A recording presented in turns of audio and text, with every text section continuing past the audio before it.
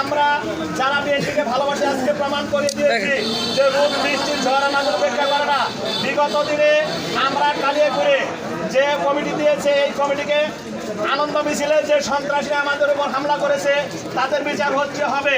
আমরা কালিয়াকোট ফুলবাড়িয়াতে বিএনপির অপরাজনীতির গণকবর রচনা করে ছাড়বো ইনশাআল্লাহ। আমাদের পাশে থাকেন। আমরা ফুলবাড়িয়ার বিএনপিকে লবিং গ্রুমিং এবং দলীয় ভাই ভাইয়ের রাজনীতি থেকে একতাবদ্ধ করে আমরা ডক্টর ব্যারিস্টার ইশরাক আহমেদ সিদ্দিকীর পতাকা তলে সকলে আবদ্ধ হয়ে এই ফুলবাড়িয়ার মাটি বিএনপির ঘাঁটি আমরা জানি এই বিএনপি যে স্থানে ছিল পুনরায় যেন আমরা এই বিএনপিকে সেই স্থানে নিয়ে যেতে পারি আপনাদের সকলের সহযোগিতায়। আমি আমার বক্তব্য দীর্ঘায়িত করবো না, এই বলে আমি আমার সংক্ষিপ্ত কথা শেষ করছি।